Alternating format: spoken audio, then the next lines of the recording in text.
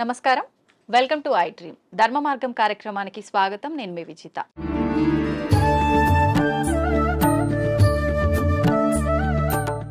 సాధారణంగా మనిషి యొక్క ఆయుష్ అనేది 100 ఏళ్ళు 100 సంవత్సరాలు అని చెప్పి మనందరం కూడా వాడుక భాషలో మాట్లాడుకుంటూ ఉంటాము. కానీ కొద్ది మంది మాత్రమే 100 ఏళ్లకు పైబడిన వాళ్ళని మనం చూస్తూ ఉంటాము. 100 ఏళ్ళు కూడా లేకుండా 60లు, ఇప్పుడు ప్రస్తుతం మాత్రం 40లోనే వాళ్ళ జీవనాన్ని కొనసాగించలేకపోవటం అయితే ప్రస్తుత పరిస్థితుల్లో మనం చూస్తున్నాము. అసలు ఈ 100 ఏళ్ల ఆయుర్దాయం ఉండాలి అనంటే ఒకప్పటి కాలంలో వాళ్ళు ఎలాంటి ఆరోగ్యానికి సంబంధించిన జాగ్రత్తలు తీసుకునే వాళ్ళో మనకైతే చాలా వరకు అవగాహన లేదు. కానీ ప్రస్తుతం నాతో పాటు ఉన్నారు స్వామీజీ. వారు 109 సంవత్సరాలు వారి జీవనాన్ని కొనసాగిస్తూ ఉన్నారు. చాలా ఆరోగ్యంగా కూడా ఉన్నారు. అసలు ఇది ఎలా సాధ్యపడింది అంటే వారు చేసే ధ్యాన సాధన వల్లే సాధ్యపడిందని అయితే చెప్పొచ్చు. ఇప్పుడు స్వామి వారితో మాట్లాడి ఆ డీటెయిల్స్ అన్ని కూడా మనం క్లియర్ గా తెలుసుకునే ప్రయత్నం అయితే చేద్దాం. నమస్కారం స్వామీజీ. హరి ఓం. స్వామీజీ 109 సంవత్సరాలు అంటే మామూలు విషయం కాదు. నేనైతే ఫస్ట్ టైం చూస్తున్నా. నిజంగా మీకు ధన్యవాదాలు స్వామీజీ. ఇప్పుడు ప్రస్తుతం ఉన్న సమాజంలో రకరకాల ఆరోగ్య సమస్యలు, ఎంత ఆరోగ్యంగా ఉన్న వాళ్ళైనా 40-60కి మించి వాళ్ళ జీవనం కొనసాగించే వాళ్ళ సంఖ్య చాలా తక్కువగా ఉంటుంది. అసలు ఎలా సాధ్యపడుతుంది స్వామీజీ? ధ్యానం చేయడం వల్ల ఆయుర్దాయం అనేది పెరిగే అవకాశం ఉంటుందా? గం గణపతియే నమః, ఐం సరస్వతియే నమః, శ్రీ గురుభ్యో నమః. మా గురుగారైనటువంటి మహంత్ హిమాలయ గిరిజీ మహారాజ్ వారి పాదపద్మంలోని మనసులో స్మరించుకొని వీక్షిస్తున్న టీవీ ప్రేక్షకులకు శుభము మంగళము జరగాలని కోరుకుంటూ, మనిషి ఆయురార్థం మనిషి చేతిలోనే ఉంది. బ్రహ్మ ఏదో రాశాడు అంటారు, ఎక్స్పైరీ డేటు, డిస్పాచ్ డేటు అని. అది ఒక విధంగా కరెక్ట్ అయినప్పటికీ దాన్ని మార్చుకోగలిగిన శక్తి కూడా ఆ పరమాత్ముడే యోగము అనే దాని మీద మనకి ఇచ్చాడు.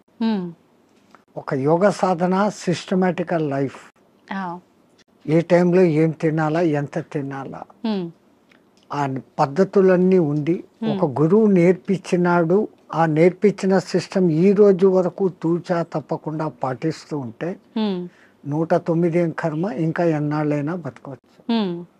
మీకు అందరికి బాగా తెలిసి ఉంటుంది, ఒక 2 ఏళ్ల కింద పద్మశ్రీ అవార్డులు ఇచ్చినప్పుడు శివానంద అనే ఒక యోగా మాస్టర్ సరస్వతి ఘాట్ దగ్గర ఉంటాడు కాశీలో. ఈ రోజుకు యోగా నడుపుతున్నాడు ఆయన. ఆ యోగా చేస్తాడు. He's 124 years on the day which he's taking. Award తీసుకున్నప్పుడు ఆయనకు 123, ఇప్పుడు 125. మీ లోపల ఇక్కడ లౌకికంలో తిరుగుతున్న వాళ్ళలో ఆయన మీకు కనపడతాడు. మహామహా యోగులు కొంతమంది వాళ్ళ వయసు ఇంత అని వాళ్ళకు తెలీదు, వాళ్ళ డిసిపుల్స్ కూడా తెలియదు.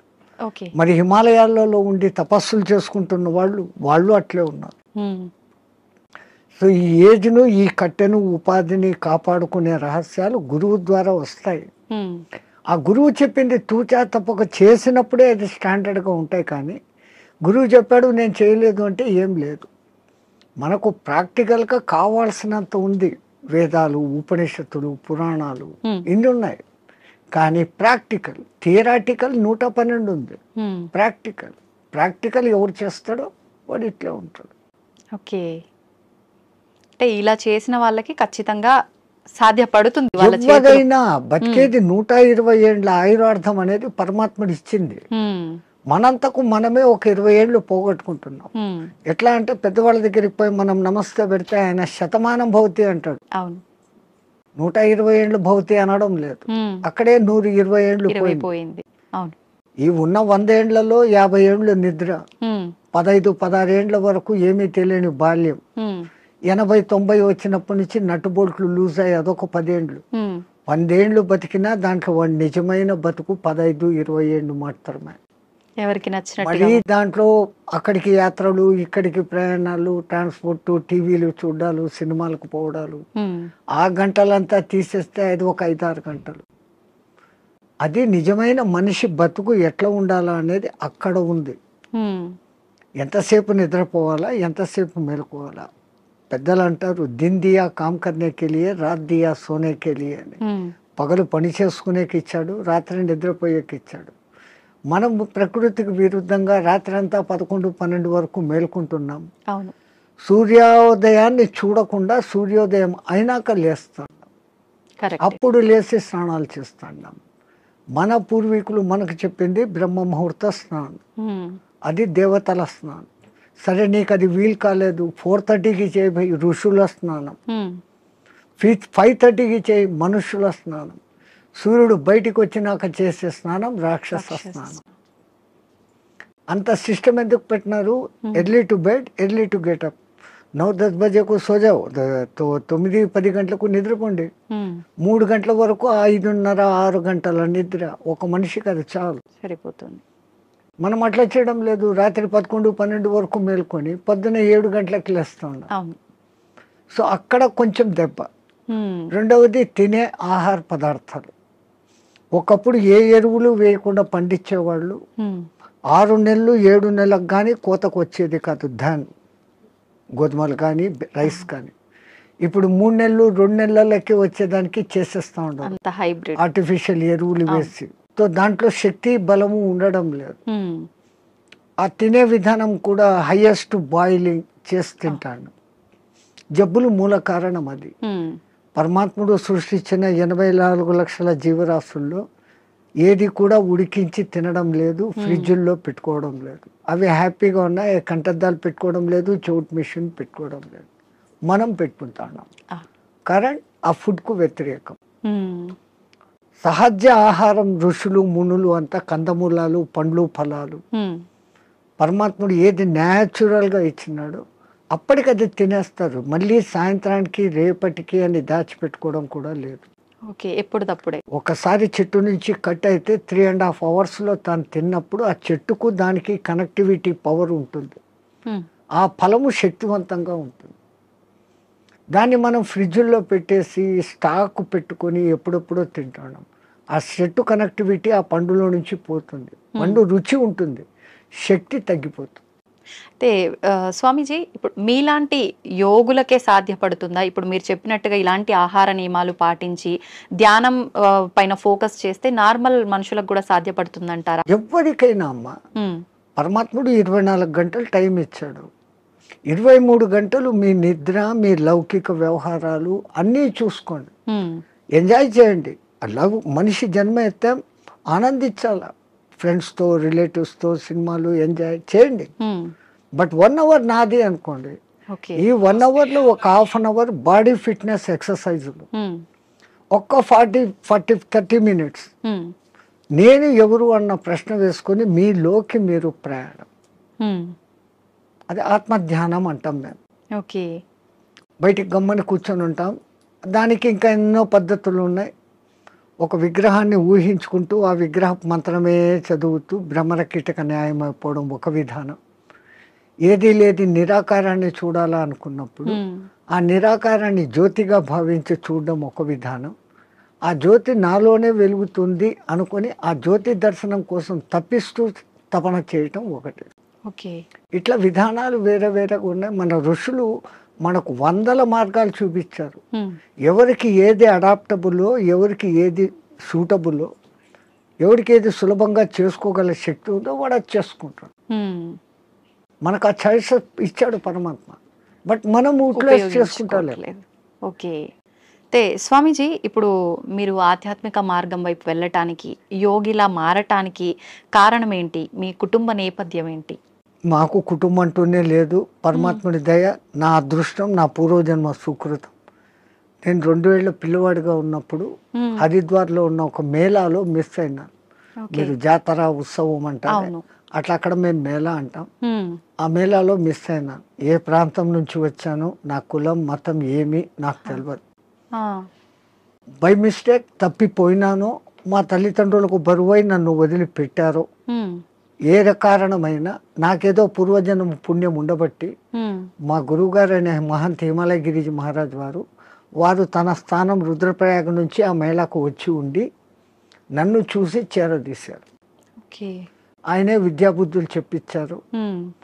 ఆ తర్వాత ఆయన దగ్గరనే 7.5 ఏళ్ళు శిష్యరికం చేసిన తర్వాత, డిగ్రీ అయిపోయిన తర్వాత ఆ మహానుభావుడు ఆ 7.5 సంవత్సరాలలో ఈ కుండలిని విద్య, యోగము, పురాణాలు, ఇతిహాసాలు, వేదము, ఈ సాధనాలు చెప్పి ధర్మ ప్రచారం నీ కర్తవ్యం. ఉమ్, దేశం ఎట్లుందో తెలుసుకోవాలంటే ముందు పాదయాత్రతో దేశమంతా తిరిగిరా, చార్ధామ్ దర్శన్ అన్నారు. ఉమ్, బడా చార్ధామ్ అని ఒకటి, చిన్న చార్ధామ్ అని రెండు ఉన్నాయి. ఓకే. బద్రీ, కేదార్, గంగోత్రి అనేది చార్ధామ్ చోట. ఉమ్, బడాది బద్రీ నుంచి పూరి జగన్నాథ్, రామేశ్వరం, ద్వారకా.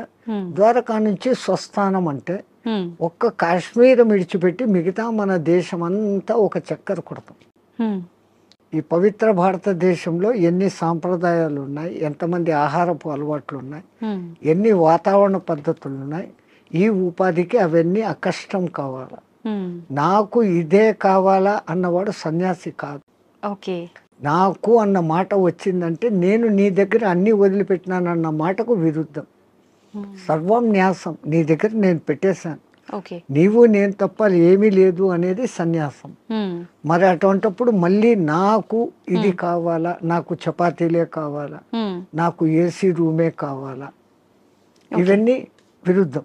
ఉమ్, సో ఈ విరుద్ధతకు ముందు ఈ శరీరాన్ని తయారు చేసేదానికి గురువులు ఆ సాధనలు నేర్పిస్తారు. ఉమ్, పంచాగ్ని విద్య అని, ఓకే. జల ఉపన్యాసం అని, ఇట్లాంటి కొన్ని ఉంటాయి. ఓకే. అవి నేర్పటం మూలంగా చలి ఎండావానలకు ఈ శరీరం తట్టుకునే స్థితికి వస్తుంది. ఉమ్, అలాగే ఆహారం విషయంలో 11-12 రోజులు తినకుండా కూడా అదే శక్తిగా ఉండే సాధన కొన్ని మంత్రాల మూలంగా ఇన్నర్ శక్తిని పెంచుకునే. ఓకే. మన చుట్టూ ఉన్న శక్తినే మనం మన దాన్ని లోపల. పట్టుకోగలగడం. ఓకే. ఆ సాధనలు వాళ్ళు నేర్పిస్తున్నారు, దాన్ని చేసుకుంటూ పోతున్నాం. అట్లా అని తిండి లేకుండా ఉండాలా అని దాన్ని ప్రయోగించకూడదు. అత్యవసర అత్యవసర పరిస్థితుల్లో. ఓకే. శక్తులు ఉన్నాయని అది దుర్మార్గానికో స్వ అవసరానికో వాడుకోకూడదు. అత్యవసర పరిస్థితి ఇంకోని రక్షణకు, అప్పుడు దాన్ని వాడుకోవచ్చు. ఉమ్, మనకు ఆహారం దొరకనప్పుడు అది చేయొచ్చు. ఓకే. అదొక ప్రదర్శనగా చేసినప్పుడు ఆ విద్య వాడి నుంచి పోతుంది. ఉమ్, అంటే అది మీకు మీరుగానే చేసుకోవచ్చా స్వామీజీ? వేరే వాళ్ళ పైన కూడా మీరు అలా ఎవరికైనా చేయొచ్చు. ఇప్పుడు చాంద్రాయణ వ్రతము అని ఉంటుంది, ఉమ్, అది అందరికీ తెలిసిందే. ఉమ్, మొదట ఒక పౌర్ణమి రోజు మగలంతా ఉపవాసం ఉండనిచ్చి ఉమ్, చంద్రోదయం అయిన తర్వాత బాగా 15 పిడికిళ్ళ రొట్టె ముక్కలు, దానికి అవసరమైన 2 రకాల సబ్జీ, దాల్, ఉమ్, పెరుగు, నెయ్యి, బెల్లము అన్నీ పెడతారు. ఆ, అసలు సామాన్యంగా ఒక మానవుడు అంత తినలేడు, ఉమ్, అంత పెడతారు. ఆ, ఆ తర్వాత చంద్రకళలు ఎట్లెట్లా తగ్గుతాయో ఒక్కొక్క ముఠి తగ్గిపోతా పిడికెడు ఆహా. తగ్గిపోతా వస్తుంది. సో అమావాస్యకు ముందు దినం ఒకే పిడికెడు ఉంటుంది, ఉమ్, అమావాస్య పొద్దు ఏమీ ఉండదు. ఫస్ట్ 15 days అన్టాలరేటబుల్, ఉమ్, మనిషికి అలవాటు కాదు. ఆ, మళ్ళీ ఒక్కొక్క పిడికెడు పెంచుకుంటూ పౌర్ణమికి మళ్ళీ 16 ముద్దల భోజనం, ఓకే. మళ్ళీ రెడ్యూస్, మళ్ళీ డెవలప్, మళ్ళీ రెడ్యూస్, ఆ, ఇట్లా చేస్తారు. మొదట్లో మాకు కూడా చాలా బాధ అనిపించి మా గురువుగారితో అడిగాం, ఉమ్, ఇట్లా కొంచెం కొంచెం చంపే బదులు ఒకటేసారి చంపేయచ్చు కదా పబ్లిక్గా. ఆ, ఆయన అన్నాడు, రే ఈ పాపీ పేట్, ఈ పొట్ట ఇట్లా జానడు ఇట్లా జానడు. ఉమ్, ప్రపంచంలో ఎంత పెద్ద గుంతనైనా రోజు 3 పిడికెళ్ళు మన్ను వేస్తే 10 ఏళ్లకో 20 ఏళ్లకో నిండిపోతుంది. అవును. ఈ పొట్టకు 4 సార్లు 5 సార్లు వేసినా నిండదు. ఉమ్, నువ్వు దీన్ని జయించుకున్నావంటే జితం జిహ్వా జితం సర్వం, నాలుకను నువ్వు జయిస్తే రుచులను తప్పించి ఉమ్, ఉమ్, ఎంత నీకు అవసరమో అంత నువ్వు తిన్నప్పుడు ఉమ్, ఆ పొట్ట మీద నీకు కాబు వస్తుంది. అప్పుడు నువ్వు ప్రపంచంలో ఎవరికి లొంగాల్సిన పని లేదు. ఉమ్, ఈ ఆకలే కదా మనిషిని లొంగదీస్తుంది, లొంగదీస్తుంది. అపరాధాలు చేయిస్తుంది, అబద్ధాలు ఆడిస్తుంది. అంటే వాడి కోసం, ఆ పొట్ట కోసం, వాడి మీద ఆధారపడిన పొట్టల కోసం. ఉమ్, దీని మీదనే కాబు పొందితే ఏంటే అవసరం లేదు. ఉమ్, మేము ఎక్కడో పాదచారులుగా తిరిగేటప్పుడు మాకెప్పుడో పిలిచి భిక్ష పెట్టడు. ఉమ్, మళ్ళీ సన్యాసంలో ఇదొక రోజు, ఎవరైనా పిలిచి భోజనం పెడితే తినాలా తప్ప మాకై మేము ఇట్లా అనకూడదు. ఓకే. అడిగితే అది రుణం, హా. వాళ్ళై వాళ్ళు ఇస్తే అది దక్షిణ. ఈ అర్థాలు ఉన్నాయి. ఉమ్, ఉమ్, ఉమ్. తో రుణపడినాము అంటే ఆ రుణం తీర్చుకునేకి మళ్ళీ ఇంకో జన్మ ఇంకొక ఎత్తాలి. జన్మ ఎత్తాల్సిందే. జన్మరాహిత్య స్థితి కోసం సన్యాసం. మరి ఇప్పుడు మళ్ళీ ఈ లంపటంలో ఎందుకు పడాలి? ఓకే. ఎట్లాగో గురువు ఇచ్చిన సాధన ఉంది, ఉమ్, తో ఉండొచ్చు, అప్పుడు వాడుకుంటాం దాన్ని. స్వామీజీ మీరు చెప్పారు కరెక్టే. అలా మేము చేయి చాపి అడిగామంటే అది రుణంలాగా ఉండి మరొక జన్మకి దారి తీస్తుంది. కానీ చాలామంది బాబాల్ని, స్వామీజీలని చూస్తున్నాం గదా! వాళ్ళు ఖచ్చితంగా తీసుకుంటూ ఉంటారు. వాళ్ళందరినీ దొంగ బాబాలు అలా అనొచ్చంటారా? ఈ ప్రకృతి పరమాత్ముడు సృష్టించిన దాంట్లోనే చెడు మంచి రెండు ఉన్నాయి. హ్మ్. హ్మ్. చెడు ఉన్నప్పుడే మంచి ఏదో మీరు ఐడెంటిఫై చేయగలుగుతారు. హ్మ్. బాగా ఎండలో తిరిగేసి వచ్చారు, మీ ఇంట్లో కూర్చొని ఫ్యాన్ ఆన్ చేశారు, ఆ చల్లగాలి ఆహా అంటున్నారు. ఈ ఆహా అని మీకు ఎప్పుడు అనిపించింది? ఆ ఎండ అనుభవించినాక, ఆ బాధ అనుభవించినాక. అవును. అది లేకపోతే మీరు జీవితాంతం ఫ్యాన్ కిందనే ఉన్నప్పుడు ఈ ఫ్యాన్ నాకు సుఖం ఇస్తుంది అన్న గుర్తింపు మీకు రాదు. ఉండదు. కరెక్టే. సో సుఖాన్ని మీరే గుర్తింపు చేసుకుంటున్నారు. ఎండలో తిరిగి ఉస్సు బస్సు నాకు నీళ్లు తప్పికెత్తంది మంట అనే ఫీలింగ్ వచ్చినప్పుడు కష్టాన్ని మీరే ఫీల్ అవుతాడు. ఓ అది కష్టము, ఇది మంచిది, బాగుంది అనే కంపారిజన్ వస్తాను. ఓకే. అట్లా లోకంలో వేరే రకాలు ఉంటారు. ఇంకోళ్ళను మనం విమర్శన దృష్టిలో మేము చూడం. అతను దృష్టిపథం ఎట్లాడుతూ కొంతమంది ఉంటారు, మీ కర్మను తొలగించాలంటే మీ దగ్గర నుంచి ఏదో ఒకటి తీసుకున్నప్పుడు మీ తీసుకోవడం బాహ్యంగా ఉన్నా దాని వెనకల మీ కర్మను లాగలిగిన గొప్ప వాళ్ళు ఉంటే ఆ పని చేస్తారు. ఓకే. ఇంకా కేవలం బతుకు తెరువు కోసం ఈ బట్టలు వేసుకొని తిది తింటున్నాం చేస్తున్నాం అనే వాళ్ళు ఉన్నారు లోకం. కానీ నే మట్టుకు నా వరకు అసలు నేను అందరికీ చెప్పేస్తా, ఇంకోటి నువ్వు విమర్శించకు, కంపేర్ చేసుకోకు. నీ కర్తవ్యం నువ్వు చేసుకుంటావు, నీ గురువు నీకేం చెప్పాడో అది చేసుకుంటావు. కంపారిజన్లోకి పోతే ప్రపంచమంతా ఇంకా సమస్యలే. స్వామీజీ, క్రియాకుండలి అంటుంటారు, ఇది ఒక విద్యనా? ఇది నేర్చుకోవటం వల్ల ఎటువంటి మార్పులు గమనించవచ్చు అంటారు? యోగం అంటేనే కలయిక. విడిపోయాం పరమాత్మ నుంచి, మళ్ళీ పరమాత్మతో కలవాలా అనుకోవడమే యోగం. ఆ ఒక్క యోగ సాధనకు మన పూర్వీకులు అనేకంగా క్రియాయోగం అని, కర్మయోగం అని, భక్తి యోగం అని, జ్ఞానయోగం అని, కుండలిని యోగం అని, హఠయోగం అని, క్రియాయోగం అని, నాదయోగం అని, స్వరయోగం అని. స్వరయోగం అంటే ముక్కుల ద్వారా గాలి ఎటు పోతుంది ఎటు వస్తుంది అని ఇన్ని రకాలు ఉన్నాయి. అది కూడా మనకి ఇవ్వబడిన చాయిసెస్. నీకు దేంట్లో నిష్ణాతత వరకు పోగలుగుతావు. ఇప్పుడు స్టడీస్లో తీసుకుంటే బిఏ అయినాక ఎంఏ, ఎంఏ అయినాక ఎంఫిల్, అంతతో నువ్వు దాంట్లో పర్ఫెక్ట్. సో దీంట్లో కూడా ఫండమెంటల్స్ నుంచి ఆ స్థాయికి నువ్వు పోగలిగినప్పుడు యూ విల్ అచీవ్. ఎవరైనా కానీ అచీవ్ కావచ్చు. చాయిసెస్. అట్లాంటి దాంట్లో ఈ క్రియాయోగం అనేది ఒకప్పుడు వైదిక కాలంలో ఉండేది, మధ్యలో లుప్తం అయిపోయాయి.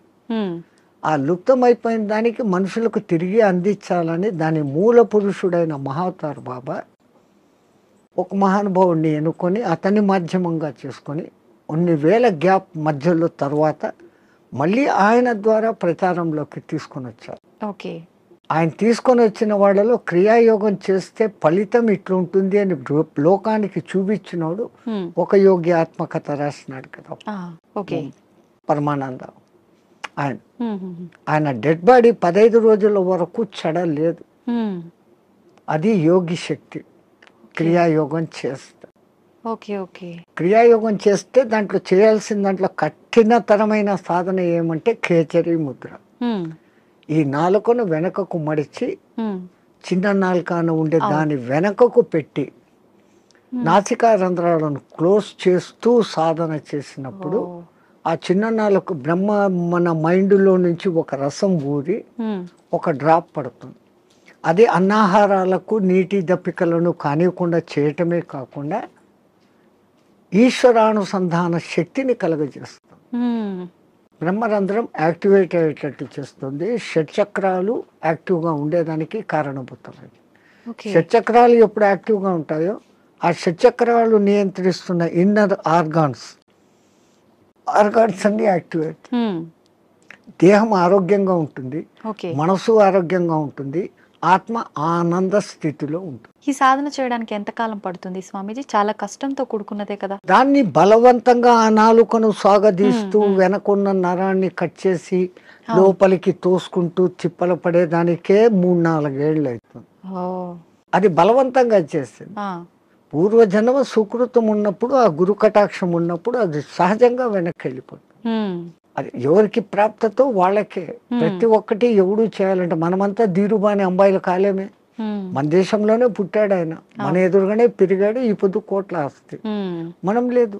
అవును. సో ఎవరికి ఏది ఏది ఉందో అదే అది. కానీ సాధన సిస్టమేటికల్గా చేస్తే ఎవరైనా అద్భుతమైన క్రియాయోగి కాగలరు.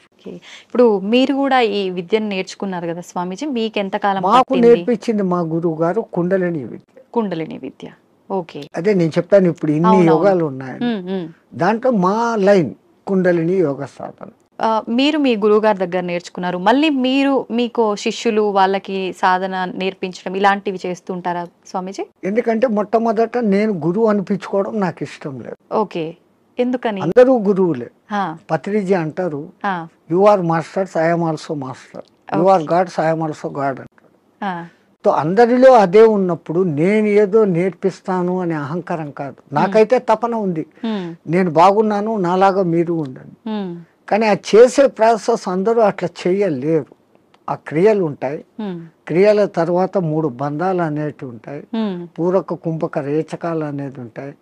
ఇవన్నీ చెప్తున్నప్పుడు బాగా వింటారు, ప్రాక్టికల్ అది ఉండదు. థియరాటికల్ గా నేను వాళ్ళకి పూర్తి అర్థమయ్యేటట్టు చెప్తా వాళ్ళ భాషలో. బట్ చెప్పిన తర్వాత ఆ రోజు చాలా బాగుంది అంటారు, నెక్స్ట్ డే దాన్ని చెయ్యరు. వీళ్ళందరూ ఎట్లున్నారంటే ఈ కాలంలో ఈ పొద్దు వినేలా రేపటికంతా నాకు వచ్చారు, వింటే రాదు కదా. Practical, practical, everything practical. Okay Swamiji, మీరు ఇన్ని సంవత్సరాలుగా రకరకాల మార్పులు సమాజంలో కానీ మనుషుల్లో కానీ చూస్తూ వచ్చారు కదా, ప్రత్యేకించి చెప్పాలి అని అంటే ఎక్కువగా మార్పు చెందిన విషయాలు ఏంటి? స్వాతంత్రం రాకముందే చాలా బాగుండిందమ్మ దేశం. ఇంత క్రూరత అనేది అప్పట్లేదు. అప్పుడు వాళ్ళ పోలీసింగ్ చాలా తక్కువ అయినా బ్రిటిష్ వాళ్ళు పద్ధతిగా ఉన్నారు. కానీ వాళ్ళది వాళ్ళు ప్రచారం చేసుకునేకి మన గురుకుల వ్యవస్థను ధ్వంసం చేసి ఈ ఇంగ్లీష్ ఏబిసి కాన్వెంట్లు పెట్టారు. సో వాళ్ళ ప్లాన్ మన సంస్కృతిని ధ్వంసం చేస్తే మనం పోతాం. కానీ మన సనాతన ధర్మ సంస్కృతి అజరామరం, ఎవడు దాన్ని ఏమీ చేయలేదు. 1000 ఏళ్ళు ప్రయత్నం చేశాడు, ముస్లిమ్స్ కాలేదు. 400-500 చేసిన బ్రిటిష్ వాళ్ళ చేత కాలేదు. ఈ పొద్దుకు అది అజారామరంగా ఉంది. ఎందుకంటే మనది గురు శిష్య పరంపర, అది ఎక్కడా పోదు. ఇప్పటికి కేరళలోను కాశ్మీర్లోను ఉన్న బ్రాహ్మిన్స్, నంబుద్దిడి బ్రాహ్మణ్స్ అని ఉంటారు. వాళ్ళ వేద పఠన విధానం, వాళ్ళు వేదాన్ని కాపాడుకుంటూ వస్తున్నారు. పుస్తక రూపంలో వీడు కాల్చేశాడు. మస్తకాన్ని ఎక్కడ కాలుస్తావు? మస్తకంలో పెట్టుకుని తరతరాలు అందిస్తున్నారు. కాబట్టి మన దేశం ఈ రోజుకు అలాగనే ఉంది, భవిష్యత్తులోనూ అలాగనే ఉంది. ఒకప్పటి రోజుల్లో చూస్తే ఆడవాళ్ళకి చాలా ప్రత్యేకత, గౌరవం ఉండేది.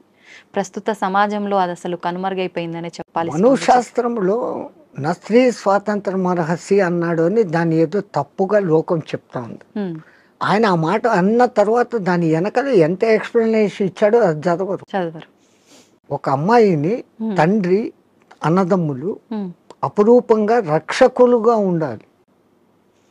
పెద్దదై పెళ్లి చేసిన తర్వాత భర్త రక్షకుడుగా ఉండాలి. తనకు వయసు పెద్దదైనప్పుడు సంతానము తల్లిని అపురూపంగా చూసుకోవాలి అని ఆయన చెప్తూ, ఇంతమంది ప్రొటెక్షన్ లో ఉండే ఆమెకు వేరేగా స్వాతంత్రం అవసరం లేదు అన్న మాట అంటే దాన్ని మనం మిస్అండర్స్టాండ్ చేసుకొని ఆ స్త్రీలకు స్వాతంత్రం లేకుండా చేశారు, మీ సంస్కృతి వెస్ట్, మేము చూడు ఎంత ఫ్రీనెస్ గా ఉన్నాము అని. ఫ్రీనెస్ గా ఉండి 3 రోజులకు ఒకసారి విడాకులు తీసుకుంటున్నారు. మన సనాతన ధర్మంలో విడాకులు అన్న వ్యవస్థ లేదు. ఒక్కసారి పెళ్లి చేసుకుంటే జీవితాంతం వాళ్ళిద్దరూ కలిసిమెలిసి ఉండాలా అన్నంత వ్యవస్థ పెట్టారు. స్వామీజీ, మీరు అన్నది కరెక్టే, కానీ ప్రస్తుత సమాజంలో చూసుకుంటే విడాకుల సంఖ్య చాలా పెరిగిందనే చెప్పాలి. ఎందుకంటే ఈ డామినేషన్ పెరిగిపోయింది. నేను నీలాగా చదువుకున్నాను, నన్ను తక్కువ ఎక్కువ చూస్తున్నావు అన్న డిఫరెన్స్లు వస్తాను. ఒక చిన్న కాంప్రమైజ్, ఆయన అట్లా అన్నాడు నేను ఇట్లా అన్నాను అంటే అది విడిపోతుంది.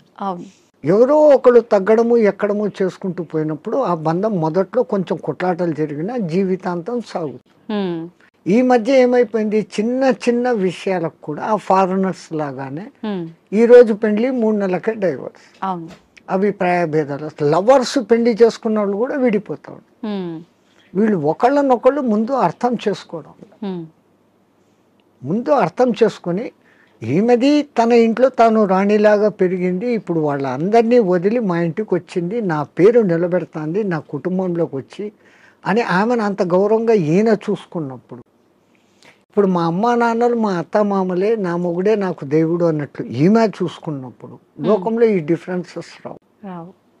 తప్పు ఇటుందా అటుందా కాదు, వీళ్ళిద్దరి మధ్య సరి అయిన అవగాహన ఉందా లేదు. ఒక తల్లికి ఏం భయం ఉంటుంది, 20 ఏళ్ల వరకు పెంచుకున్న కొడుకు ఎక్కడ ఆమె కొంగులో కట్టేసి వెళ్ళిపోతుందో అనేది తల్లి బాధ. నేను మా వాళ్ళందరినీ ఇడిచిపెట్టి ఇక్కడికి వస్తే ఈమె పెత్తనం ఏంది, నా మొగుడుతో నాకు స్వేచ్ఛ లేదు అని ఈమె. కరెక్ట్ చెప్పారు స్వామిజీ. ఆ భావ ఈ విధంగా ఉన్నప్పుడు ఇట్లా ఉంటుంది. మా అమ్మని విడిచిపెట్టేస్తాను, వీళ్ళే ఈ అత్తమామలే నా అమ్మ నాన్న అనుకున్న మెంటాలిటీలోకి ఈమె వచ్చినప్పుడు గొలాట లేదు. నా ఆడబిడ్డలు వేరే ఇంటికి ఇచ్చాను, ఆ పేరే ఆడబిడ్డ, ఈడబిడ్డ కాదు ఆడబిడ్డ అంటాడు. నా బిడ్డలు నాడిచ్చాను, అట్లాగనే కదా నాకు వచ్చింది, ఈ కొడలు ఇప్పుడు నా కూతురు అనుకుని చూసుకుంటూ వీళ్ళు ఉన్నప్పుడు ఎక్కడ కొట్లాట్లు, ఎక్కడ తేడాలు. అట్లా ఉన్న కుటుంబాలు కూడా ఉన్నాయి, ఎన్నో నేను చూశాను. చాలా మంది ఇండ్లకు నేను భిక్ష పోయినప్పుడు అమ్మ అమ్మ అని తిరుగుతుంటే ఆ అమ్మాయిని నేను వాళ్ళ కూతురు అనుకున్నాను, వచ్చినోడు వాళ్ళ అల్లుడు అనుకున్నాను, చూస్తే వీళ్ళ కొడుకు ఆమె కోడలు, అంత అన్యోన్యంగా ఉన్నా, ఎంత హ్యాపీ ఫీల్ అవుతా.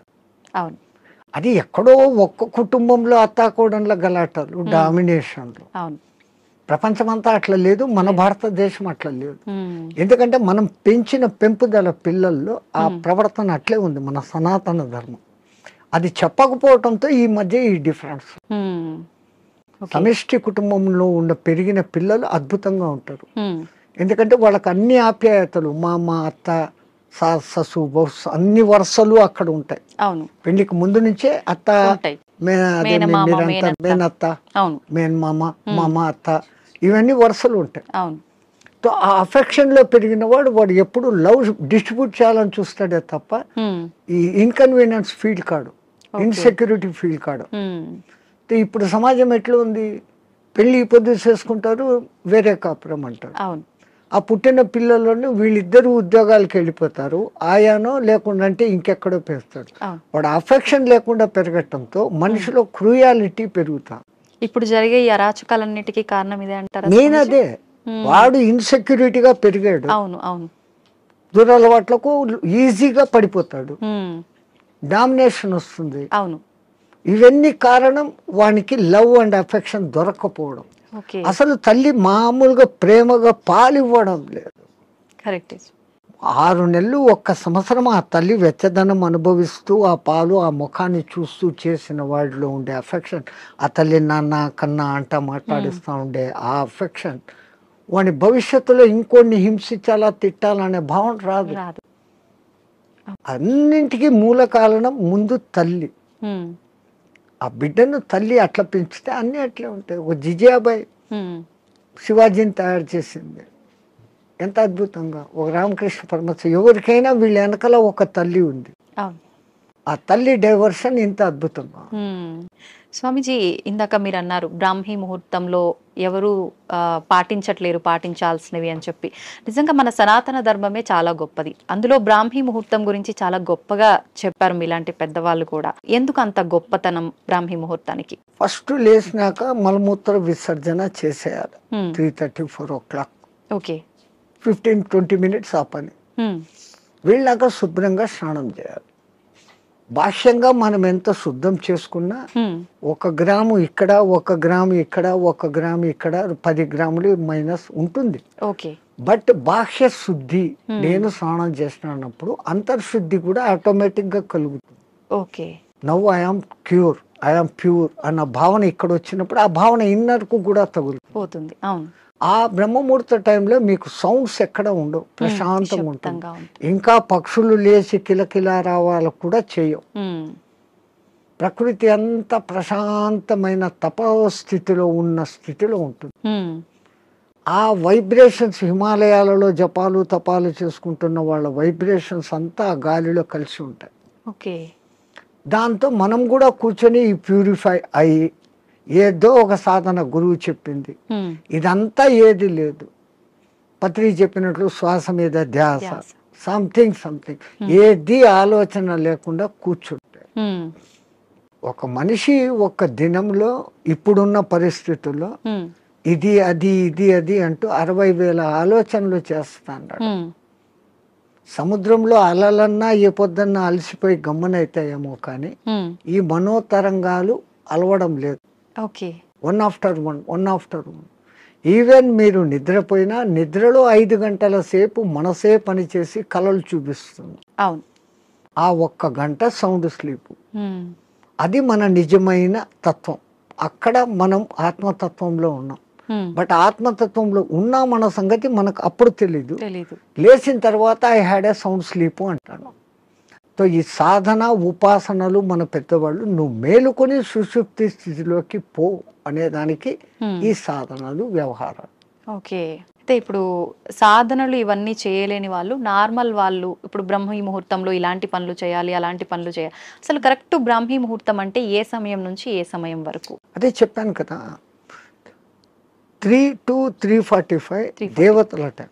ఓకే. 3:45 to 4:45 ఋషుల టైం. 4:45 to 5:45 మానవుల టైం. ఓకే.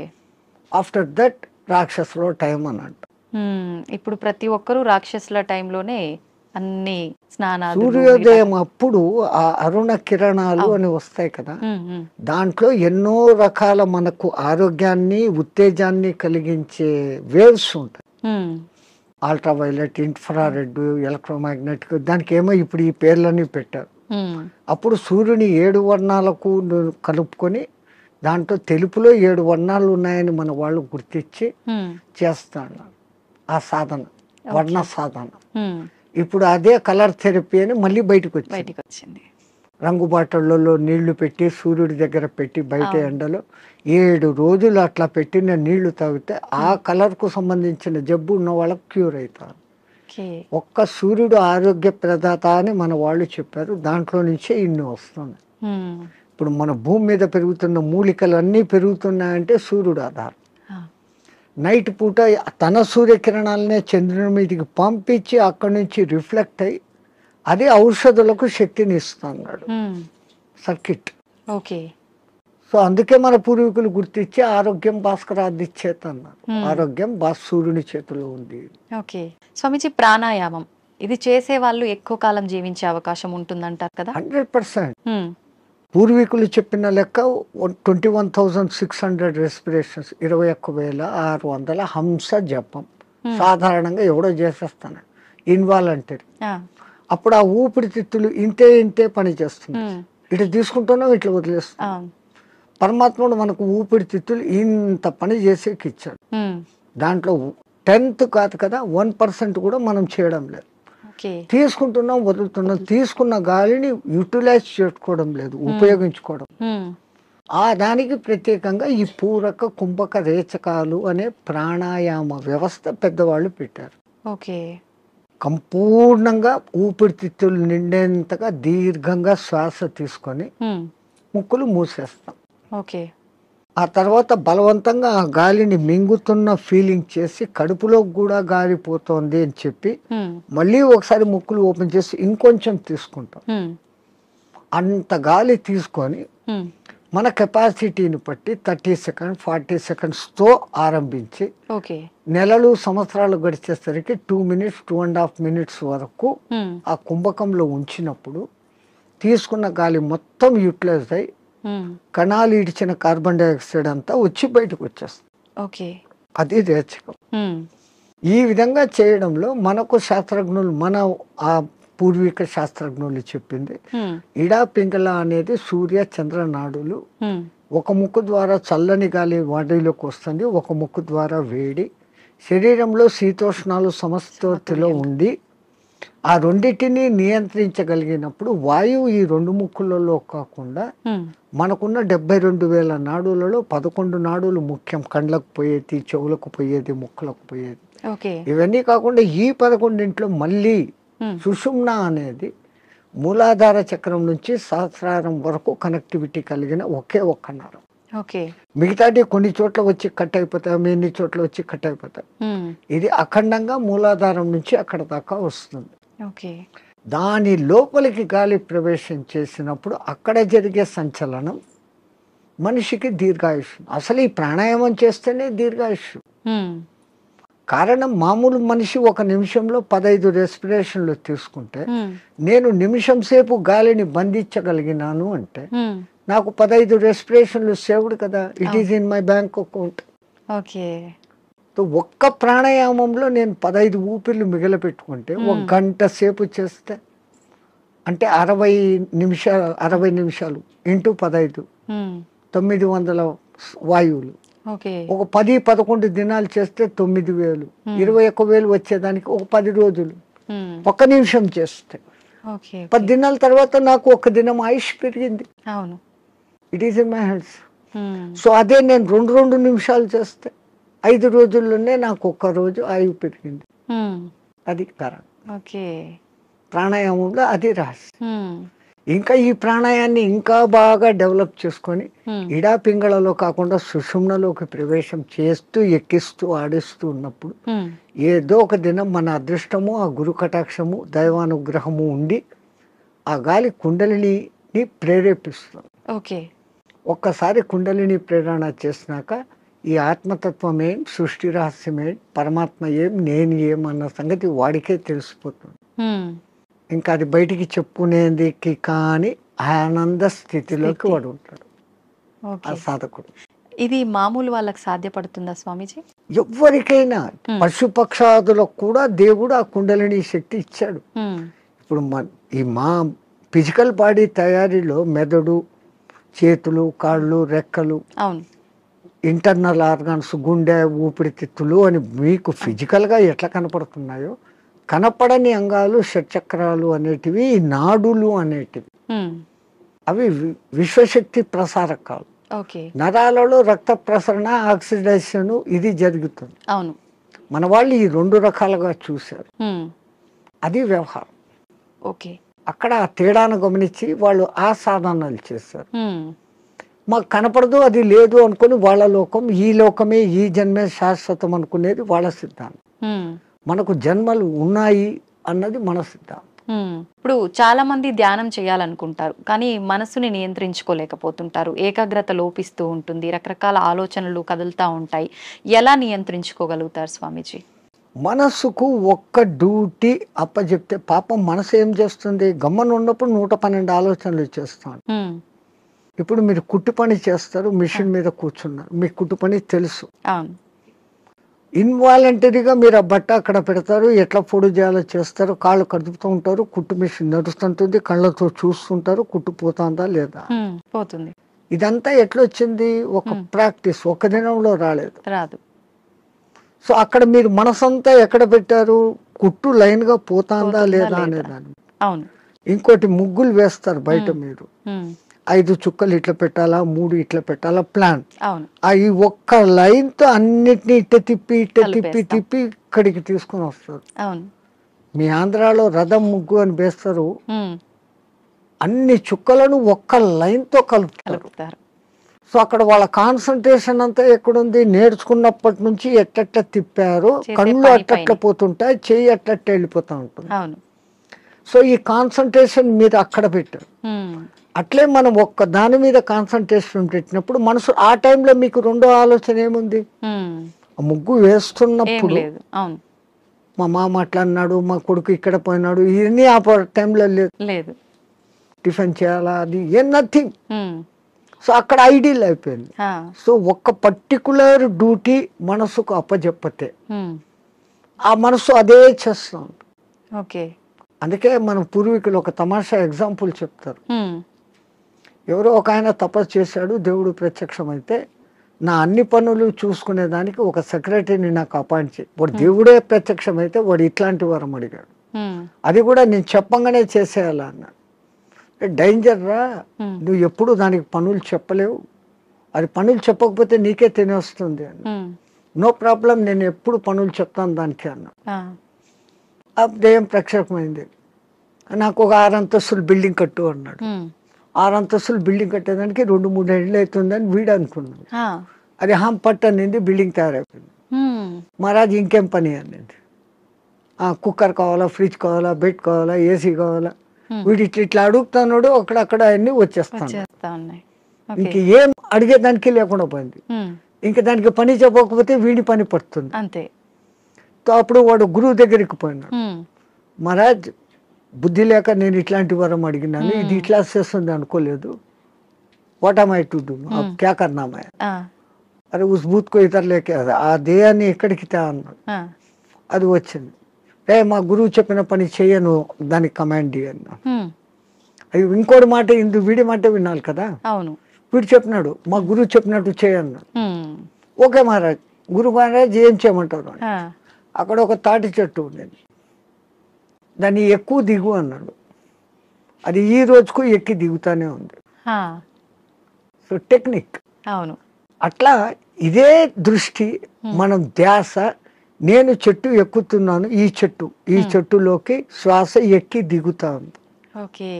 దాన్ని అబ్జర్వ్ చేస్తూ ఉంటే మీ మనస్సుకు ఇప్పుడు ఇంకా అదే డ్యూటీ. అవును అవును, దానికి రెండో డ్యూటీ లేదు. ఆ దెయ్యానికి రెండో డ్యూటీ, మనసుకు రెండో డ్యూటీ లేదు. ఈ ఎక్కి దిగడం గమనించడం, అదే ప్రాణాయామ ప్రక్రియలో కూడా. దాన్ని మంత్రంతో జోడించి చేస్తే ఇంకా శక్తివంతం.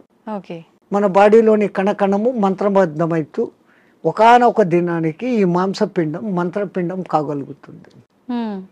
మంత్రంతో అనుసంధానం చేస్తారు. మంత్రాలు చదవలేని వాళ్ళు ఉంటారు, మాకు మంత్రాలు ఇష్టం లేదు, మేము మతం కాదు అనేవాళ్ళు. మంత్రం ఎవరికి వాళ్ళు చెప్పుకోవాలా స్వామిజీ, ఉపదేశం తీసుకోవాలా గురువుల దగ్గర నుంచి. అందుకే గురువు అవసరం, గురు బినా విద్యా నహి అని. కొన్నాళ్ళు ఆయన దగ్గర శిష్యరికం చేసినప్పుడు వీడు దేనికి సూటబుల్, నేను ఇచ్చే విద్యను వీడు సద్వినియోగం చేస్తాడా, దుర్వినియోగం చేస్తాడా. అందుకే పాతకాలంలో కొన్నాళ్ళు నా దగ్గర సేవ చేయి అంటారు. మన మెంటాలిటీ అర్థమైపోయింది. వాడు సిడ్ఫిరా అయితే గనక నేనేం నీ దగ్గర సేవ చేసేది, నాకు ఇంత పైసా ఉంది అంటాడు. ఆ వినయత ముందు మనిషిలో ఉండాలి. ఆయన దగ్గర ఈ పని చేస్తే నాకు మంచి జరుగుతుంది అనే విశ్వాసం ఉండాలి. ఈ రెండు ఉన్నప్పుడు ఆ గురువు గాడిదను చూపించి ఇది దేవుడు, దీన్ని పూజ చేయంటే చేసినప్పుడు ఆ గాడిదలోనే నీకు దేవుడు కనపడుతుంది. పైలా విశ్వాస ప్రథం సోపాన్. విశ్వాసం అనేది అన్నిటికీ మించిన శక్తి. ఇక్కడ ఒకటి అచీవ్ చేయాలనుకున్నప్పుడు దాని మీద నేను చేయగలనా లేదా ముందే డిసిషన్ తీసుకోండి. గురువు ఒక మంత్రం ఇచ్చాడు, ఈ అనుష్ఠానం ఇట్లా చేయాలా, రోజు లేచి ఈ అగ్ని తర్పణాలు చేయాలా, ఇవన్నీ నేను చేయగలనా లేదా అనుకున్నప్పుడు గురుదేవా ఇయ్యండి అనాలి. ఆ మంత్రం తీసేసుకున్నాను, నేను చేసుకోలేదు, దాన్ని చేయాల్సిన రీతిలో చేయకపోయినప్పుడు ఏం ఫలితం? సైకిల్ మోటార్ మీ దగ్గర ఉంది, దానికి పెట్రోల్ పోసేది పని ఉంది కదా. పెట్రోల్ పోకుండా నేను కొనుక్కున్నాను 1,00,000 పెట్టి పోవాలా ఇది అంటే ఎట్లా పోతుంది? పెట్రోల్ పోయాలా, అప్పుడప్పుడు దానికి ఏదో ఆయిల్ పోయాలా, మైనర్ రిపేర్స్ చూసుకోవాలా, అప్పుడు ఆ బండి పోతుంది. లైక్ ది సేమ్ ఒక సిస్టమ్ ప్రాసెస్ అని గురువు చెప్పినప్పుడు ఆ ప్రాసెస్ అంతా చేస్తున్నప్పుడు అది మిమ్మల్ని ఉద్ధరిస్తుంది. స్వామిజీ, హిమాలయాలు అనగానే మనకు అక్కడ ఇలా కొన్ని ఏళ్ల పాటు ధ్యానం చేసే వాళ్ళు ఉంటారని చెప్పి వింటుంటాం. నిజంగా అలాంటి వాళ్ళు ఇప్పటికీ ఉన్నారంటారా? 100%. ఎంతో మంది. ఆ హిమాలయాలు అనే దానికి ముందు మా అనే అక్షరం పెట్టుకొని చదవండి. మహిమ ఆలయాలు. మన దేశం మొత్తంలో చాలా కొద్ది ఆలయాలు ఉన్నాయి. ఆ లయాలు అంటే అందులో లయం. హిమ ఆలయం అంటే హిమంలో లయం కావడం. హిమం అంటే ఏంటి? మంచు. నీటికున్న 3-4 లక్షణాలలో ద్రవస్థితి, ఘనస్థితి, ఆవిరి స్థితి, దాని తర్వాత ప్లాస్మా స్థితి. ఇది ఏది కానిది మంచు స్థితి. అది అట్లా నీళ్లు కాదు, ఇట్లా ఘనాకార ఐస్ కాదు. మంచును బాగా ప్రెస్ చేస్తే అప్పుడు మీకు ఐస్ అవుతుంది. ఇది మధ్యస్థ స్థితి. మంచు అంటాం, హిమము అంటాం. నిజంగా దానికి మహిమం. ఓకే. మహిమ కలిగిన పదార్థం. హ్మ్. అది అక్కడంతా వ్యాపించి ఉంటుంది. హ్మ్. ఆ మంచి చల్లని వాతావరణము, కొన్ని రకాల ఔషధి మొక్కల నుంచి వచ్చే గాలి, హ్మ్. మన పూర్వీకులు తపస్సు చేసిన వాళ్ళ యొక్క వైబ్రేషన్స్, ఓకే. దేవతలు కూడా అక్కడ తపస్సు చేశారు, గొప్ప గొప్ప ఋషులు తపస్సు చేశారు, హ్మ్. ఇప్పుడు చేస్తున్న వాళ్ళు ఉన్నారు. వాళ్ళ యొక్క వైబ్రేషన్స్ ఆ ఏరియాలో ఉంటాయి కాబట్టి హ్మ్. మనం తొందరగా దానికి అకష్టమవుతాం. హ్మ్. అందుకని అవి ఎప్పటికీ హిమ ఆలయాలు అందులో లయం అయ్యేదానికి చూపిస్తూ ఉండే మార్గాలు. అయితే స్వామీజీ వాళ్ళు అలా కొన్ని ఏళ్ల పాటు ధ్యానంలో ఉన్నప్పుడు ఆకలి దప్పికలు నిద్ర ఏమీ ఉండవు, అలా ధ్యానంలోనే ఉండిపోతారంటారు కదా. అలా ఉండడానికి అంటే వీళ్ళు ఎన్ని ఏళ్ల పాటు వాళ్ళు విద్య సాధనమ్మ. ఏది ఇప్పుడు నేను చెప్పాను, ఏది సాధించాలన్నా సాధన. హ్మ్. మీ తెలుగులో సింపుల్ పద్యం, సాధనతో పనులు సమకూరు ధరలోన విశ్వదాభిరామ వినరు. సాధన దేనికి కూడా, ఏది చేస్తే కూడా సాధన. స్వామీజీ, మన సనాతన ధర్మంలో ఓంకారానికి చాలా ప్రత్యేకత ఉంది. అది ఓంకారం కాదు, ఔంకారం. మీరు మనం పలకడమే దాన్ని తప్పు పలుకుతున్నాం. మనం మాట్లాడుతున్న ప్రతి మాటల్లో ఎక్కడో ఒక చోట అకారము, ఉకారము, మకారము ఉంటాయి. ఓకే. అకార ఉకార మకార అర్ధమాత్ర ఇది ఓంకార. అర్ధమాత్ర మకారం అన్నాడు, ప్లస్ ఆ. ఓకే. అర్ధమాత్ర అంటే ఔం అని ఉచ్చరించినప్పుడు అకారము ఉకారము రెండూ పలకబడి ఓంకారం దీర్ఘమవుతుంది. ఓకే. అకారం అన్నప్పుడు మీ స్థూల శరీరం, ఉకారం అన్నప్పుడు సూక్ష్మ శరీరం, ఓంకారం అన్నప్పుడు కారణ శరీరం. ఓకే.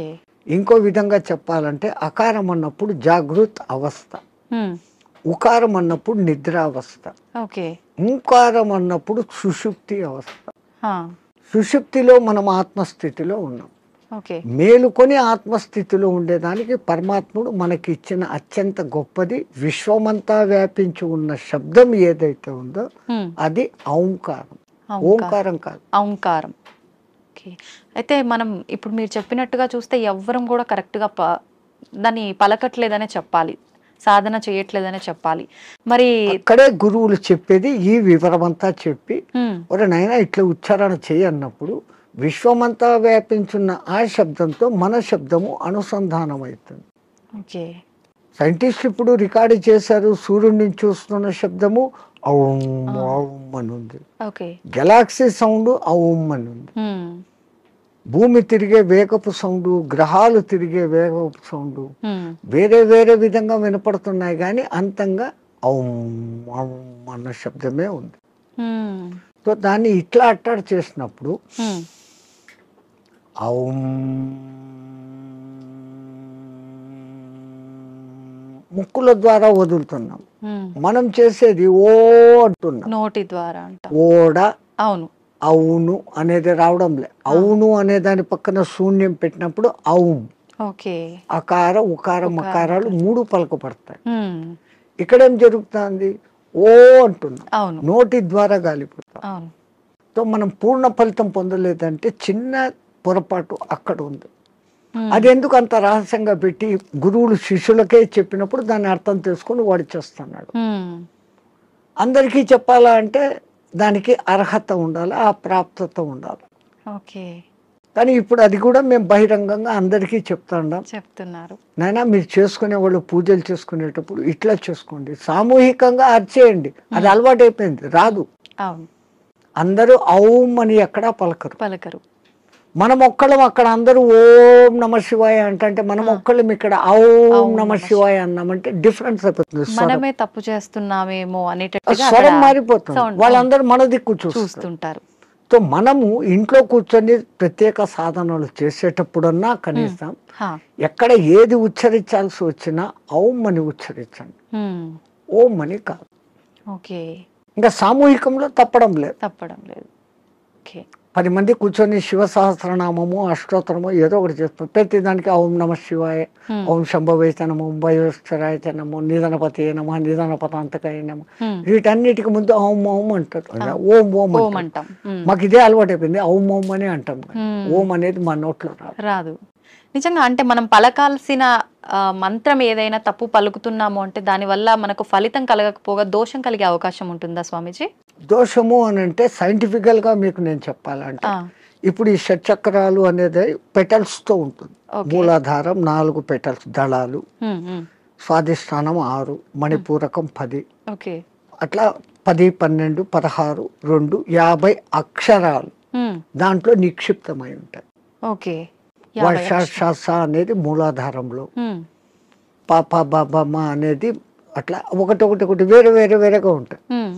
ఈ మంత్రం ఒక రిథమాటిక్ గా చదివినప్పుడు మీరు పియానో మీద అది అడ్డదిడ్డంగా కొడితే సరిగ్గా రాదు. వాడు వాయించాల్సిన రీతిలో వాయించినప్పుడు సుమధురంగా వస్తుంది.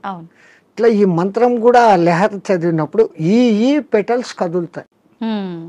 ఆ పెటల్స్ కదిలినప్పుడు ఆ చక్రం కంట్రోల్ చేస్తున్న మీ ఇన్నర్ ఆర్గాన్స్. మూలాధారము పెద్ద పేగును కంట్రోల్ చేస్తుంది.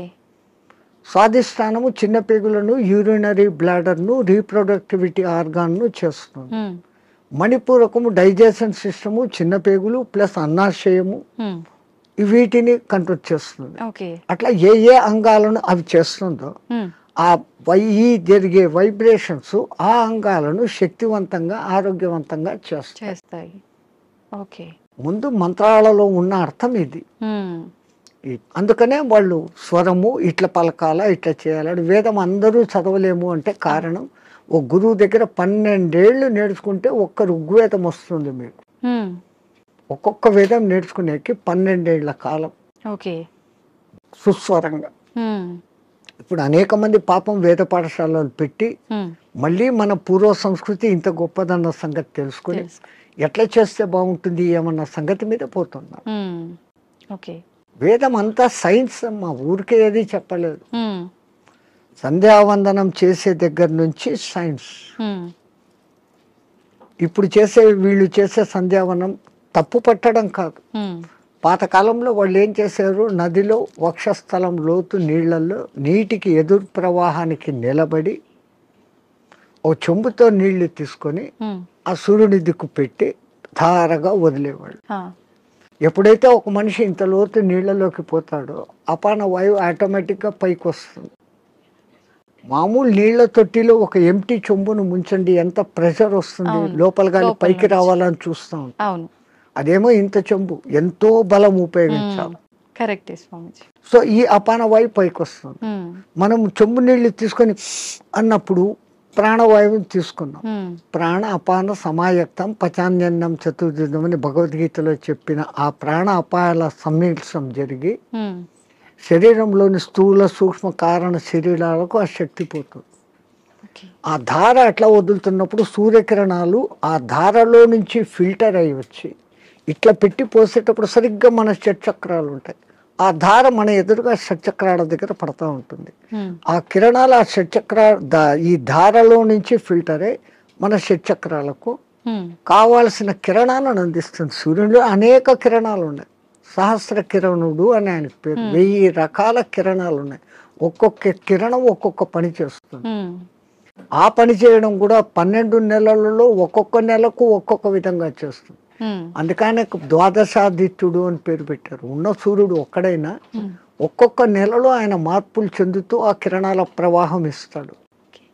ఇప్పుడు ఈ విధంగా సంధ్యావందనం చేసినప్పుడు రావాల్సిన గుడ్ కిరణాలు మనలోకి వచ్చి ఆరోగ్యం బాగుంటుంది, చక్రాలు నీట్ గా యాక్టివేట్ అవుతాయి. అసలు గాయత్రి మంత్రం 24 అక్షరాలు చదివినప్పుడు మన 24 తత్వాలు శుద్ధీకరణ. అవన్నీ వైబ్రేషన్ వర్డ్స్. శబ్దం వైబ్రేషన్ క్రియేట్ చేస్తుంది.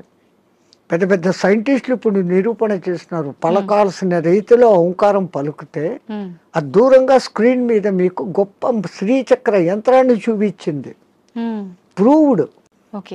ఇంకొన్ని మంత్రాలు చదివినప్పుడు ఇంకొన్ని డిజైన్లు వచ్చినాయి. అవన్నీ ఏది మన పూర్వీకులు యంత్రాలు అని గీస్తారే, ఈ గ్రహానికి ఇట్లా గీయాలి, ఇట్లా పెట్టాలి, ఇంత చకోరాలు, ఇంత వృత్తాలు అని. అదంతా ఏమంటే ఇది శబ్దశాస్త్రము రేఖాశాస్త్రాన్ని అనుసంధానం చేసి వాళ్ళ శబ్దోత్పత్తి ఈ వైబ్రేషన్స్ ఇట్లా క్రియేట్ అవుతాయని వాళ్ళకి తెలుసు. అందుకని ఆ రిథీమ్గా పలికినప్పుడు ఆ ఫలితాలు వస్తాయి. స్వామిజీ, నేనే గాయత్రి మంత్రంకి సంబంధించి అడుగుదాం అనుకున్నా, మీరే ఆ టాపిక్ తీసుకొచ్చారు. గాయత్రి మంత్రం ఆడవాళ్ళు చదవటానికి పనికిరాదు అని చెప్పి వింటున్నాం. 100% చదవచ్చు. ఉమ్, మంత్రము సూర్యుడిదైన అధిష్టాన దేవత అమ్మ గాయత్రి దేవి, ఉమ్, 5 ముఖాలతో ఉన్న మహాతల్లి అని మనం చెప్పుకుంటాం. ఉమ్, అట్లాంటప్పుడు స్త్రీ చదవకూడదని ఎక్కడుంది? ఇదే విషయమై పండిత శ్రీరామ శర్మ అనే మహానుభావుడు, ఉమ్, ఆయన ఉత్తరప్రదేశ్లో ఉండేవాడు. 24 ఏళ్ళు, సంవత్సరానికి 24 లక్షల గాయత్రిని చేస్తూ ఉపాసన చేస్తే ఉమ్, ఆయనకు ఆ తల్లి తాను ఉన్న ప్రదేశం, విశ్వామిత్రుడు తపస్సు చేసుకున్న ప్రదేశాన్ని చూపిస్తే ఉమ్, అక్కడ పోయి ఈ అఖండ జ్యోతిని పెట్టి నిత్యము గాయత్రి యజ్ఞాలు చేస్తూ ఉమ్. ఆడవాళ్లకు యజ్ఞోపవీతాలు వేస్తూ గాయత్రి ఉపదేశం చేసేవాడు. ఓకే. అప్పుడు కొంతమంది ఉత్తరప్రదేశ్ బ్రాహ్మణ్స్ ఉమ్, ఆయన మీద కోర్టులో కేసేసినారు. నువ్వు వేదాన్ని భ్రష్టు పట్టిస్తున్నావు, మా సదాచారాన్ని భ్రష్టు పట్టిస్తున్నావు, వేదాలు గాయత్రి మంత్రం చదవకూడదు. ఓకే. ఆయన కోర్టులో ఒకటే మాట అన్నాడు, ఉమ్, అయ్యా మీరు వేదాలు ఉపనిషత్తులు అన్నీ చదివారంటారు కదా, ఉమ్, ఎక్కడైనా ఒక్క శ్లోకము స్త్రీకి గాయత్రి ఉపదేశం చేయకూడదు అని రాసి ఉంటే, ఉమ్, పలానా ఋషి చెప్పాడు, పలానా దేవత చెప్పాడు అనే కోటింగ్ ఒక్కటి ఉంటే ఉమ్, నాకు ఇవ్వండి, నా బ్రాహ్మణత్వాన్ని, నా సంస్థను మూసేస్తా, ఉమ్, నా బ్రాహ్మణత్వాన్ని వదులుకొని జనేవి తీసేస్తాను అన్నాడు. ఉమ్, వీళ్ళు 3 నెలలు తల కింద కాళ్ళు పైన పెట్టి ఎతికారు, ఆ, లేదు. ఓకే. ఎందుకు స్త్రీకి లేదు అన్నారంటే ఆమెకు కుటుంబ బాధ్యతలు ఎక్కువ, ఉమ్, ఈ మాసికంలో వాళ్ళకు ఈ పీరియడ్ కొంచెం ఇబ్బందికరంగా ఉంటుంది. అవును. అప్పుడు ఆ అనుష్ఠానం ప్రకారం కనీసం న్యాయంగా గాయత్రి చేయాలంటే 24 ముద్రలు వేస్తూ, ఉమ్, ఒక్కొక్క ముద్ర వేస్తూ ఒక్కొక్కసారి గాయత్రి 24 అక్షర గాయత్రిలన్నా చేయాలి. ఓకే. మళ్ళీ దాంట్లో 3 రకాలు ఉన్నాయి. ఉమ్, ఒక్క గాయత్రి త్రిపద, ఆ, 8 అక్షరాలతో ఉండాలి. ఓకే. అది అనుష్ఠుప్ ఛందస్సు అని ఇంకోటి ఉంది, 32 అక్షరాలు, అది 4 పాదాలు ఉంటుంది, ఉమ్, ఉమ్, అది కూడా 8వ అక్షరాలుగానే వస్తుంది. ఉమ్, అదంతా ఒక రహస్యం. ఓకే. మళ్ళా నవార్ణవ గాయత్రి అని ఒకటి ఉంది, ఉమ్, అది చేయాలంటే అమ్మవారి నవార్ణవం అనే పూజలు ఎట్లా చేస్తామో దాంట్లో 9 ఔంకారాలు వస్తాయి. ఓకే. అవి ఎట్ట పట్టాలా, ఏది చేయకూడదు, అది బహిర్గతం చేయని విద్య. ఓకే. గాయత్రి అంటేనే రహస్యం అంటారు, అవును. కానీ ఆ మహానుభావుడు అది అందరికీ అర్హత కలిగించాడు. కుల మత భేదం లేదు, ఎందుకంటే అది మంత్రం సూర్య మంత్రం. ఉమ్, ఆ పండిత శ్రీరామ శర్మకు కుడి భుజంగా ఉన్నవారే రామకృష్ణ మహానుభావుడు, ఉమ్, ఆయన కూడా ఇదే చేశాడు. ఓకే. ఆ గాయత్రి దీని మూలంగా ఆ మహానుభావుడు అంత శక్తిమంతుడే, పండిత శ్రీరామ శర్మకు తగిన శిష్యుడు అని పేరు తెచ్చుకున్నాడు. ఉమ్, ఆ మహానుభావుడే చేరదీసి బాగా దగ్గరుండి చేసిన వాడే మీకు ఇప్పుడు బాగా ప్రసిద్ధుడైన మారెళ్ళ రవిశాస్త్రి. ఓ, ఆ పరంపర అట్లా వస్తుంది. ఉమ్, అదంతా పండిత శ్రీరామ శర్మ దయ. ఓకే. స్వామి, దైవాన్ని నమ్మటం వల్ల, పుణ్యక్షేత్రాలకు తిరగటం వల్ల మనశ్శాంతి అనేది లభిస్తుందంటారా? 100%. అసలు మీరు పోవడమే ఆ ఇంటెన్షన్. ఉమ్, కాశీకి పోతే నాకేదో పుణ్యం వస్తుంది, ఆడ ఏదో వదిలిపెట్టేస్తానే సెంటెన్స్ కాదు అది. ఉమ్, కాశీలో 12 జ్యోతిర్లింగాలలో విశ్వనాథుడు అక్కడ ఉన్నాడు, విశ్వానికి ఆయన నాథుడు. ఆ, ఆ క్షేత్రానికి పోయి ఆయన నామస్మరణ కొంచెం సేపు నేను చేయటం మూలంగా నాకు ప్రశాంతత దొరుకుతుంది అని ఫస్ట్ మీలో విశ్వాసం కలిగినప్పుడు ఉమ్, అక్కడున్న అన్నపూర్ణ అనుగ్రహము కలుగుతుంది. ఉమ్, ఆ బేడి ఆంజనేయ స్వామి కరుణ, గణేష్ పండు మహారాజ్ది అందరిది దొరుకుతుంది. ఉమ్, అందుకే ప్రతి ఒక్క రుచిముని అక్కడ స్థాపించిన లింగాలు ఉన్నాయి. 3000కు పైన గుళ్ళు ఉన్నాయి కాశీలో. శివునికి ఇష్టమైన ప్రాంతం అది. ఉమ్, భూమి అంతా మునిగిపోయినా కానీ త్రిశూలం పైన నిలబెట్టి ఉంటాడు అని చెప్పబడిన ప్రసిద్ధ క్షేత్రం ఓకే. కాశీ. కాశీ అంటూ కాశీకి పోకుండా చచ్చిపోయినా ఉమ్, కాశీకి పోయినంత పుణ్యం కలిగే క్షేత్రం అదొకటే. ఉమ్, మిగతా క్షేత్రాలకు పోతానని ముక్కుబడి పెట్టుకొని పోకుండా పోతే ఏదో ప్రమాదము, ఉమ్, వానికి శిక్ష ఉంది. అవును. కాశీ విషయంలో అలా లేదు. ఉమ్, అంతటి గొప్ప అక్కడికి వచ్చింది అంటే ఒకటి ప్రజల విశ్వాసము, అక్కడ తపస్సులు చేసిన వాళ్ళ యొక్క శక్తి ధార పోయడం అనేది ఆ ప్రాంతానికి ఆ ప్రసిద్ధత వస్తుంది. ఓకే. భూమి అంతా ఒకటే అయినప్పటికీ సులభమైన ఉదాహరణ, ఇప్పుడు ఎండాకాలం కాదు, మామూలు చిన్న ఎండ ఉన్నప్పుడు ఉమ్, ఒక భూతద్దం తీసుకొని వచ్చి పేపర్ మీద పెడితే అది కాలుతా ఉంది. ఆ భూతద్దం నుంచి కిరణాలు కాన్సన్ట్రేషన్ అట్లా విశ్వశక్తి కాన్సన్ట్రేషన్ ప్రదేశాలు కొన్ని, అవి పుణ్యక్షేత్రాలు, తీర్థక్షేత్రాలు, ఓకే, తీర్థయాత్రలు. తీర్థం అంటే నీళ్లు. నీళ్ళు. ఆ నీళ్లు ఎన్నో కొండల నుంచి ఆ ఖనిజాలను రాసుకొని దానిలో తీసుకొని చెట్ల వేర్ల ద్వారా ఆయా మూలికల శక్తిని తీసుకొని అవి రావటంతో ఆ నీళ్లు తాగితే శుభం. ఆ నీళ్లలో స్నానం చేస్తే స్కిన్ డిసీజెస్ పోతాయి. ఓకే. సో అది నీళ్ళ శక్తి, తీర్థయాత్రలు, పుణ్యక్షేత్రాలు అని పెట్టారు.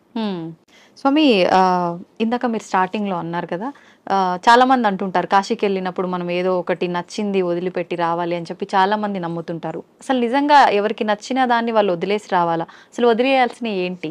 అవును, నేను ఇట్లే చెప్తే ఒక ఆయన నాతో అన్నాడు, అవును స్వామి మీరు చెప్పినట్లే ఖచ్చితంగా వదిలిపెడతాను. మా నానమ్మ మా ఇంట్లో ఉంది, ఆమెను తీసుకెళ్తా కాశీకి, ఆమెను వదిలేస్తాను అన్నాడు. అది కాదు, మనకు అత్యంత ఇష్టము ప్రేమ కలిగిన పదార్థము తినేది కావచ్చు, మనం 24 గంటలు దాన్ని చూసి ఆనందించే వస్తువు, కానీ దాన్ని అక్కడ వదిలేసి ఇంకా దాన్ని తలుచుకోకుండా ఉండగలమంటే మన మనస్సు మీద మనం నియంత్రణ సాధించడం. మైసూర్ పాకు మీరు అక్కడ వదిలి వచ్చారమ్మా, మీకు బాగా ఇష్టం. ఇక్కడికి వచ్చిన 10వ రోజు 12వ రోజు ఎవడో పార్టీ పెట్టాడు, ఆడ మైసూర్ పాకు చూడంగానే ఈ కళ్ళు మీకు ఆర్డర్ ఇస్తుంది, ముక్కు ఆ మైసూర్ పాకను పట్టేస్తుంది, నాలుక నీళ్లు ఉడతాయి. నేను కాశీలో వదిన నోర్మోయ్ నేను తినాను అంటే మీ మీద మీకు మెల్లగా కమాండ్ వచ్చింది, కనీసం ఆ భయంతోనన్నా. అట్లా కాశీలో వదలడం మూలంగా మీలో ఆత్మస్థైర్యత అనేది పెరుగుతుంది. అది బ్యాక్ రీజన్. కానీ ఏదో ఒక రీజన్, చాలా మంది రకరకాలుగా అనుకున్నా కూడా దాన్ని అయితే నమ్ముతూ వస్తున్నారు ఇప్పటికి. వెనకల కారణం ఇది అని మీకు తెలుసుకోవడం. అవును, అక్కడ మీకు ఆత్మస్థిరత, ధైర్యము అనేది పెరుగుతుంది. Self confidence, I can able to do this without that. అది లేకుండా నేను ఉండలేను అన్న వాళ్ళు, అది లేకుండా ఎదురుగా కనపడుతూ కూడా అది లేకుండా ఉండగలిగిన స్థితి అంటే మీలో ఎంతటి స్టెబిలిటీ వచ్చినట్లు. అది ఆత్మస్థైర్యం. మన పూర్వీకులు ఏది చేసినా అంత ఆలోచనతో. నీలో ఆత్మశక్తి పెరగాలంటే నీకు అత్యంతగా ఇష్టమైంది అక్కడ వదలాలి. ఎందుకంటే ఆ కాలంలో కాశీ యాత్ర జీవితంలో ఒక్కసారి. అవును, ఆ 1000 కిలోమీటర్లు నడిచిపోయి మళ్ళీ వెనక్కి వస్తాడు. కాటికి పోయినవాడు కాశీ, అదేమో సామెత ఉంది మీ దాంట్లో, కాశీకి పోయినవాడు కాటికి పోయినవాడు ఒకటి అని. అవును, మళ్ళీ తిరిగి రారు అని చెప్పి. ఆ కాలం అట్లుండింది, అడవులలో పోవాలి, దారిలో జంతువులు, వాతావరణం మారిపోవచ్చు. అవును, ఇన్నిటినీ తట్టుకొని అక్కడికి పోయి మళ్ళీ రాగలిగినాడంటే వాడు దేవునిగా పూజించేవాడు. రెండవది, వాడు వచ్చేటప్పటికి అక్కడ కాశీలో నేను పలానా వదిలేసి వచ్చాను మోనుకున్నాను అన్నప్పుడు వాళ్ళలో ఇక్కడ ఆత్మశక్తి పెరిగి వాడు ఇక్కడ ఎవరికి ఏ మంచి మాట చెప్పినా అది జరిగిపోతుంది, వాక్ శుద్ధి వస్తుంది. So when you develop your confidence you can able to do anything. So to develop your confidence అక్కడ పోయినాక ఒకటి వదిలిన వాళ్ళు బెనిఫిట్ పొందుతారు. స్వామి, చాలా మంది అంటుంటారు, అంటే ఇప్పుడు ఇందాక మీరు చెప్పినట్టుగా వెళ్ళిన వాళ్ళు తిరిగి రారేమో అన్న ఒక ఉద్దేశంతోటో మరేంటో తెలియదు, కానీ చాలా మంది నమ్మకం ఏంటంటే పిల్లలు ఉండి వాళ్ళ పెళ్ళిళ్ళు అన్నీ అయిపోయిన వాళ్ళు మాత్రమే కాశీకి వెళ్ళాలి, దర్శించుకోవాలి, అవన్నీ అవ్వని వాళ్ళు కాశీలోకి పోయి సస్తే మోక్షం అనుకుంటే కాదు. నాకు తెలిసి ఒక మంచి కోటీశ్వర దంపతులు 3వ తరాన్ని కూడా చూసేశారు. ఆ 3వ తరం కూడా 18 yearsకి వచ్చింది మనబళ్ళు. ఇంకా ఇంత అనుభవించిన కాశీలో పోయి చచ్చిపోతాం, వయసు కూడా అయిపోయింది, 80 ఏళ్ళు వచ్చినాయి. ఇద్దరు లవ్ మ్యారేజ్, ఇద్దరికి 80 ఏళ్ళు భార్యాభర్తకి. బట్ డబ్బు ఉంది, అక్కడ మంచి బిల్డింగ్ కొనుక్కున్నారు, 4 సర్వెంట్లను ఎత్తుకొని పోయినారు, వంట వండేకి పనులు చేసుకునేకి. రోజు పోయి స్వామి దర్శన్ వస్తూ ఉన్నారు. ఎప్పుడో ఒకసారి బంధువులు ఫోన్, బిడ్డలు వాళ్ళది, అంత ఆధ్యాత్మిక. మర్జాయంగే అంటున్నారు. 7 ఏళ్ళైంది, 8 ఏళ్ళైంది, 10 ఏళ్ళైంది. ఇక్కడ ఈ 18 ఏళ్ళ బిడ్డలు 28 ఏళ్ళ వయసుకు వచ్చినారు మనమళ్ళు. వాళ్ళకి మ్యారేజ్ ముగ్గురికి ఒకేసారి కుదిరింది, వేరే వేరే కమ్యూనిటీ హాల్. తాత పెళ్ళి మాది అంటే, అరే ఇక్కడ కాశీలో ఉండి 15 ఏళ్ళు అయిపోయింది, 95కి వచ్చినాం, అక్కడ గంగ నీళ్లు తాగి రోజు శివప్రసాదాలు తిని ఇంకా పుష్టి తయారైనారు. They can able to see, they can able to hear everything. బాగుంది. అరే ఇంకా ఉంటాం కదా, ఒకసారి పెళ్లి చూసుకొని వస్తామని ఫ్లైట్లో వచ్చినారు. ఓకే. పెళ్లి చూసుకున్నారు, రాత్రి పడుకున్నారు. పడుకున్న వాళ్ళు పడుకున్నట్లే జై శ్రీరామ్ అయిపోయినారు. ఇద్దరు వాళ్ళకు కాశీలో మరణం లేదు, ప్రాప్తం లేదు. అరెరే. అందరికీ మరణము సాధ్యమా? అలా అని మరి కాశీలో ప్రాప్తం లేదని అక్కడే ఉంటే ఎప్పటికీ మరణం ఉండదనేది కూడా. ఆ మాటకు వస్తే తల్లి, ఇప్పుడు గంగలో మునిగితే నాకు పుణ్యం వచ్చేస్తుంది అనుకుంటే, గంగలోనే ఉండే చేపలు, కప్పలు, ముసళ్ళు అవి అక్కడే పుట్టాయి, అక్కడే పెరిగాయి. ఒక్కసారి గంగా స్నానం చేస్తే, సరే మీరు కాశీలో పొద్దున్నుంచి సాయంత్రం వరకు 10 సార్లు గంగా స్నానం చేశాను అంటారు, కానీ మీరు చేసింది ఒకటే స్నానం. మీరు స్నానం చేయగానే ఆ నీళ్లు ఫ్లో పోయినాయి కదా. అవును. ఆ తల్లి నిరంతర ప్రవాహం, ఎప్పుడూ కొత్త నీళ్ళు అక్కడ ఉంది. స్నానం చేస్తే నాకు పవిత్రత వచ్చేసింది గంగలో చేస్తేనే కాదు. గంగలో స్నానం చేసే ముందు నా ఇంతకు ముందు నా గత జన్మ బుద్ధులు, గత జన్మ కాదు, నా గత జీవితం బుద్ధులు, లక్షణాలు మార్చుకుంటాను.